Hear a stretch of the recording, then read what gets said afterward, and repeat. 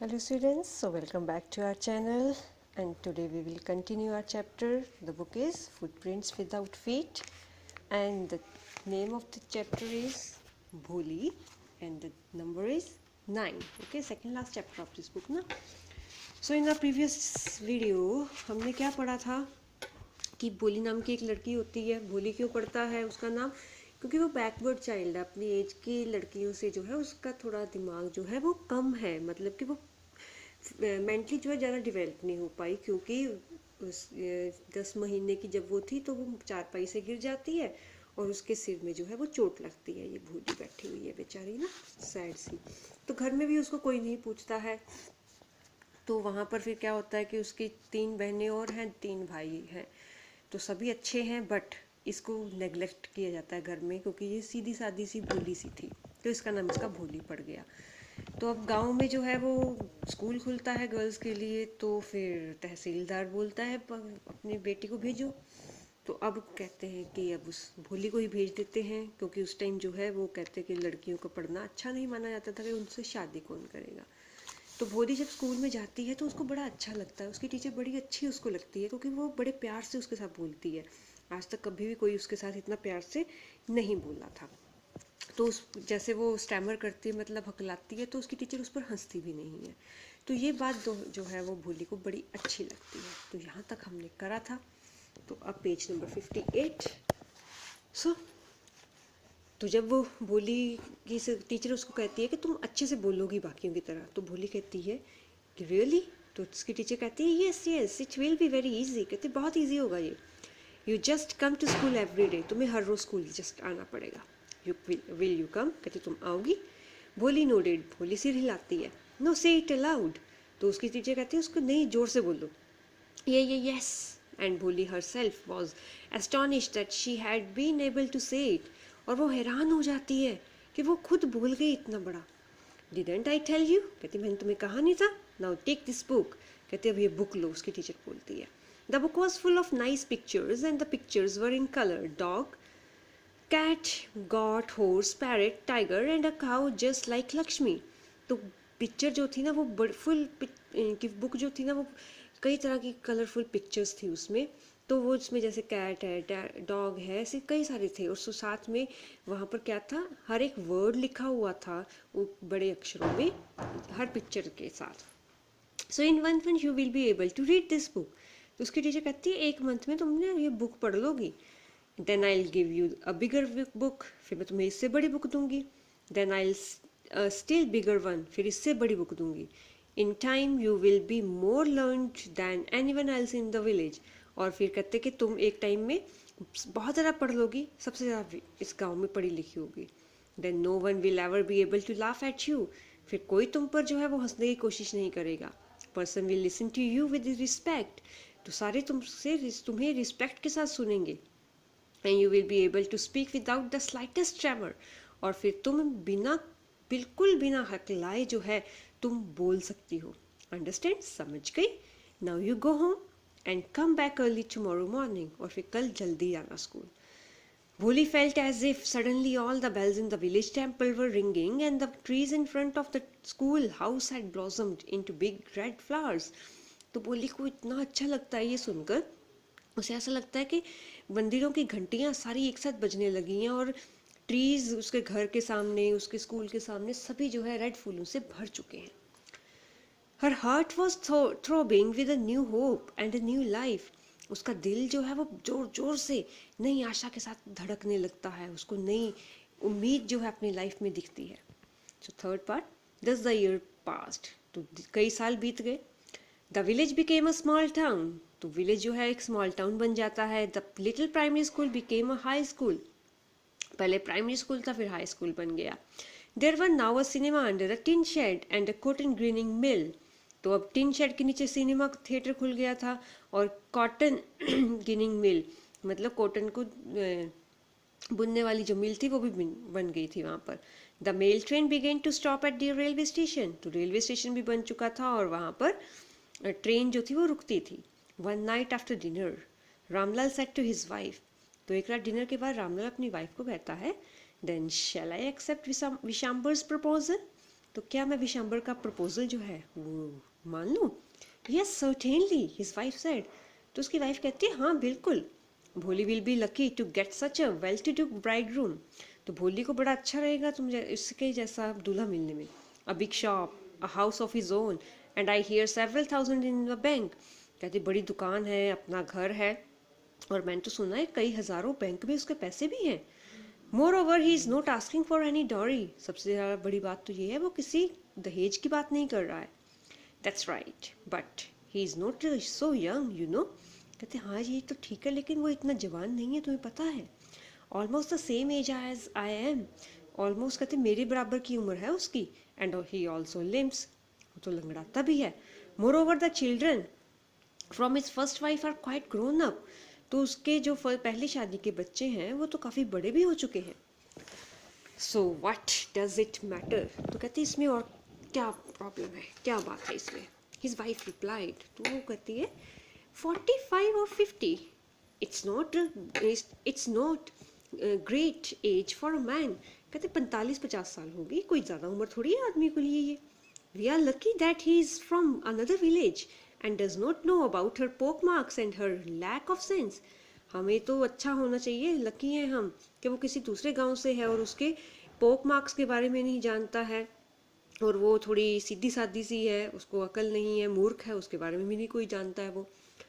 If we don't accept this proposal she may remain unmarried all her life. अगर कहते हैं हम उसकी ये प्रपोजल शादी का नहीं मानेंगे तो तुम्हारी बेटी कुमारी रह जाएगी सारी ज़िंदगी। Yes but I wonder what भोली विल से। लेकिन उसके फादर कहते हैं कि मैं तो ये हैरान हो रहा हूँ कि भोली क्या कहेगी। What will that witless one से, शी इज़ लाइक अ डम काउ। तो कहते वो क्या कहेगी, बुद्धिहीन है, मंदहीन है, उसकी तो अकल ही कम है उसको, वो तो एक गूंगी गाय की तरह है।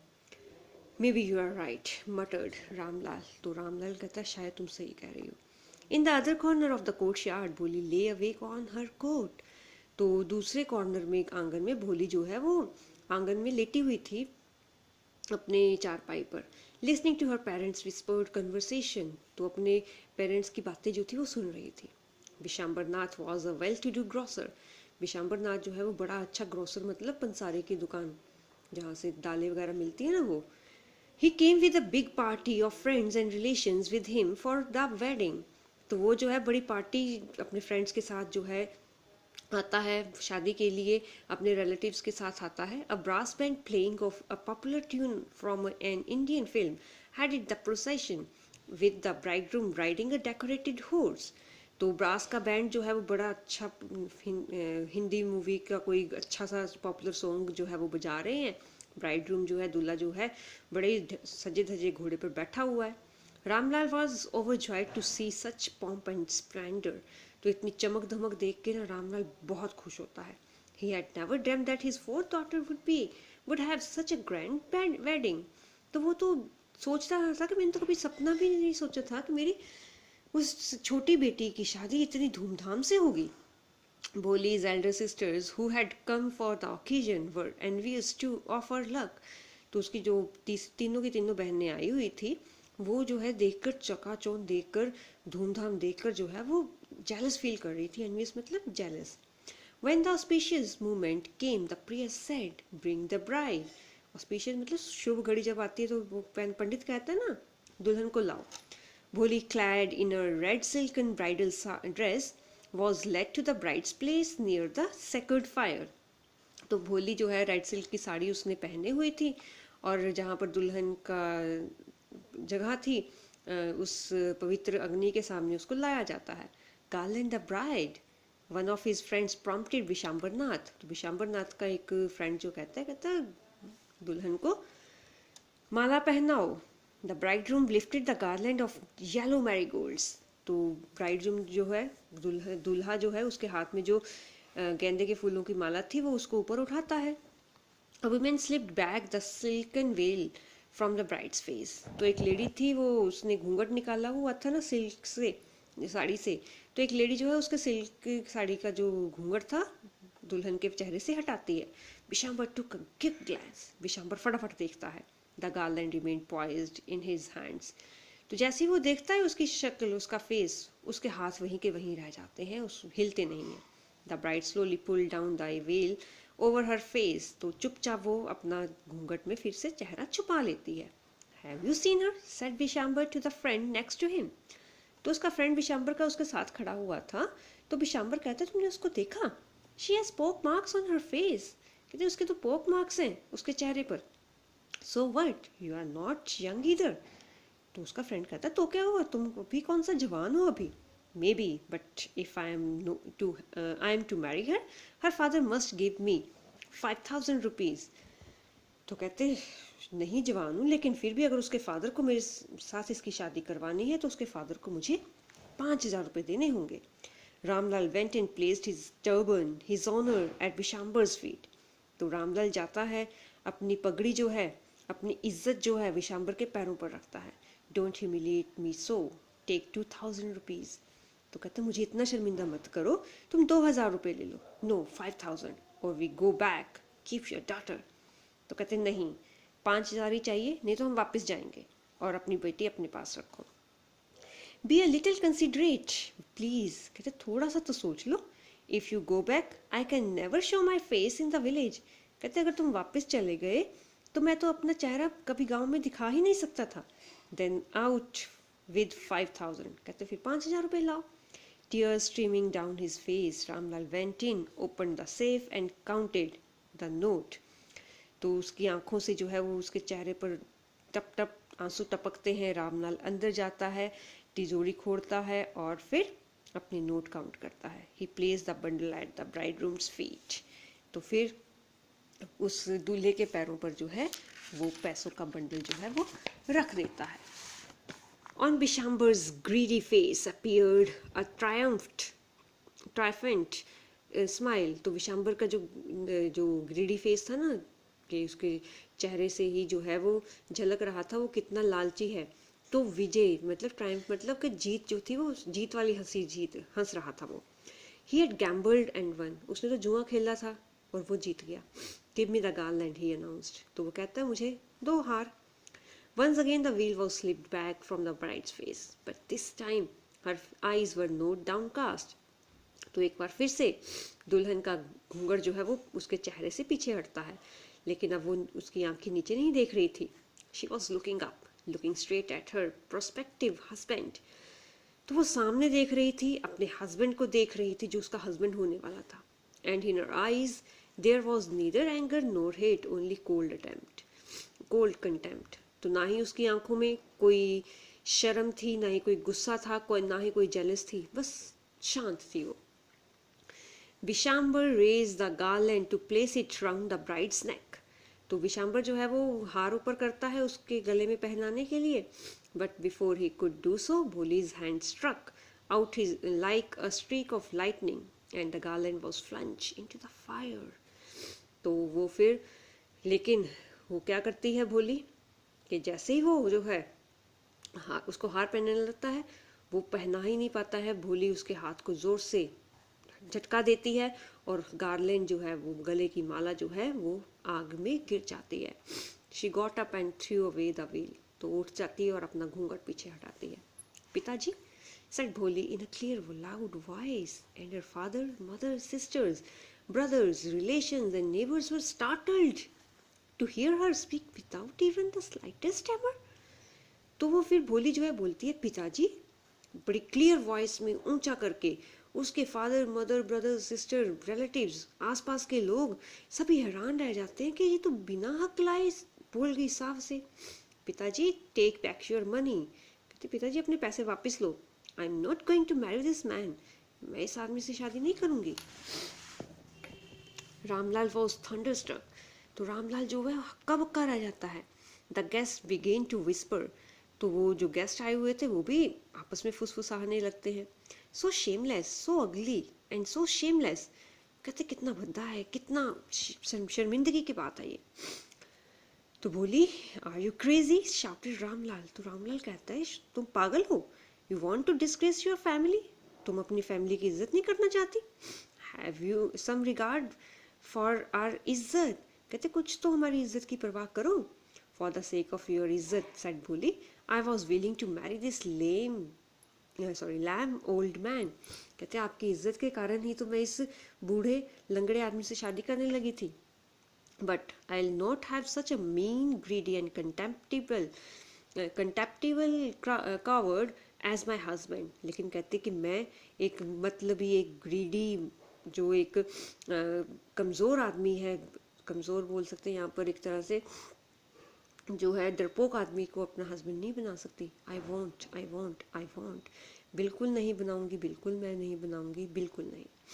What a shameless girl, we all thought she was a harmless dumb cow. तो लोग बातें कर रहे हैं कितनी बेशर्म लड़की है, हम ये भी सभी तो ये सोच रहे थे कि ये तो एक हार्मलेस है लड़की, मतलब जिसको इनकी हार्मलेस डम काउ की, ये तो एक सीधी सादी सी भोली सी गूंगी गाय है। भोली turned violently and on the old woman, जो लेडी कह रही थी ये बातें, उसकी तरफ गुस्से में घूमती है। Yes aunty, you are right। कहती हाँ आंटी तुम सही हो। You all thought I was a dumb driven cow। तुम ये सब यही सोच रहे थे कि मैं तो गूंगी सीधी सादी सी गाय की तरह हूँ। That's why you wanted to hand me over to this heartless creature। तो इसीलिए आप लोग जो है वो एक निर्दयी के पास मुझे भेजना चाहते थे।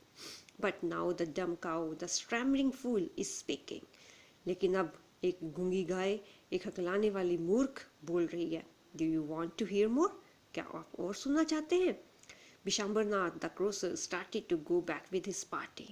तो विशांबरनाथ जो कि एक पंसारी था, तो वो जो है अपनी पार्टी के साथ वापस जाने लगता है।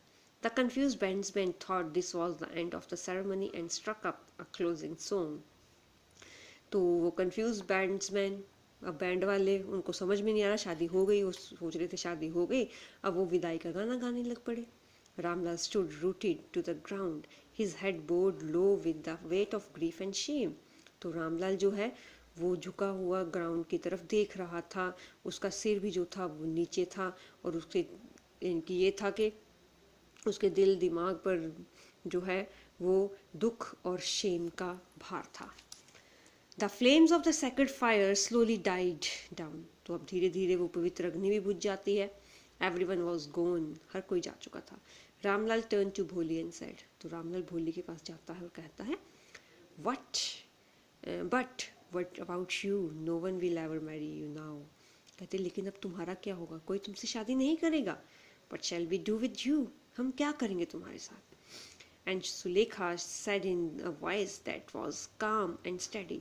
तो सुलेखा जो है वो शांत होकर बिल्कुल साफ कहती है, डोंट यू वरी पिताजी। कहती मेरी चिंता मत करो पिताजी। In your old age I will serve you and mother and I will teach in the same school where I learn so much. Isn't that right ma'am. तो कहते हैं आप जब बूढ़े हो जाएंगे तो मैं आपकी और मम्मी की जो है वो सेवा करूंगी, और मैं उसी स्कूल में पढ़ाऊंगी जहाँ पर मैं खुद पढ़ी हूँ। बिल्कुल ठीक कहा ना मैम मैंने। The teacher had all along stood in a corner watching the drama. तो उसकी टीचर जो है वो कॉर्नर में खड़ी हुई थी, सारा ड्रामा देख रही थी। यस भोली, ऑफ कोर्स शी रिप्लाइड। तो वो कहती भोली बिल्कुल सही। And in her smiling eyes was the light of a deep satisfaction that an artist feels when contemplating the completion of her masterpiece। तो उसकी टीचर की आंखों में स्माइल थी, वो डीप सेटिस्फेक्शन थी, गहरी संतुष्टि थी, जैसे वही संतुष्टि जैसा कि एक आर्टिस्ट जो है वो अपनी मास्टरपीस मतलब कि अपनी लाइफ का सबसे अच्छा ड्राइंग बनाने के बाद जो वो जो है फील करता है कि उसकी लाइफ में इससे बढ़िया चीज़ नहीं बन सकती। तो वही डीप सेटिस्फेक्शन उसकी टीचर में भी थी। मतलब कि वो जो है उसकी टीचर जो थी वो प्राउड फील कर रही थी कि मैंने एक सीधी सादी सी लड़की को इतना इनकी एबल बना दिया कि अब वो जो है अपने पैरों पर खुद खड़ी हुई थी। तो ये इसकी टीचर है और स्माइलिंग फेस है। तो विद दिस हमारा चैप्टर भी ख़त्म होता है। तो इस बुक का एक चैप्टर रह गया, तो वो नेक्स्ट वीडियो में हम करेंगे। बड़ा इंटरेस्टिंग चैप्टर है। Till then stay safe, take care of yourself and your family and study hard. Bye bye.